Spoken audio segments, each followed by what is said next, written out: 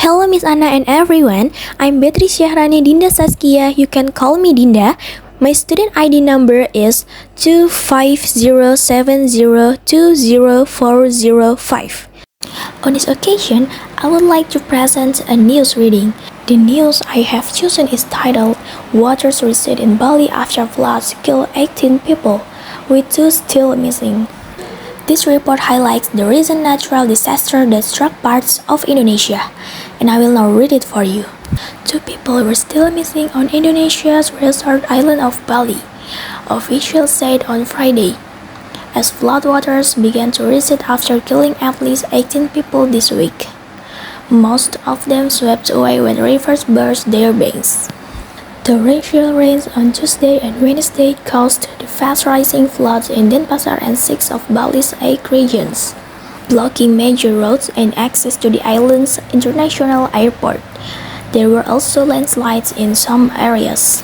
Indonesia's disaster agency said in a statement that the death toll has risen to 18 from a previous 16 and the search for the 2 missing was still ongoing.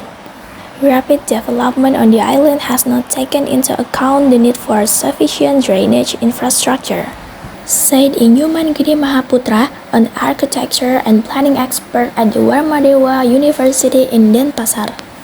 The city planning does not consider disaster, he told Reuters. All of the infrastructure construction is geared toward making Bali more attractive to tourists and investors. Iwayan Koster, Bali's governor, was quoted by local media as saying, however, that conversation of land use was not to blame for this week's flooding in Denpasar.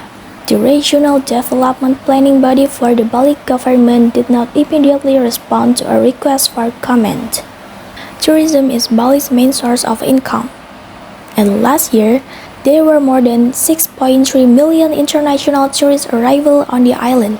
Data from the country's Statistics Bureau shows, exceeding tourist arrival from 2019, the year before the COVID-19 pandemic ground tourism to a halt. Bali accounted for more than 40% of Indonesia's total tourist arrival last year.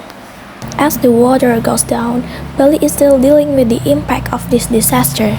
Families are grieving, while rescue teams are still searching for the missing. This tragedy also shows the need for better planning and disaster preparation, while still protecting the tourism industry that supports the island. Even in this hard situation, communities and authorities are working together to recover and prevent such events in the future. Thank you for listening and have a nice day.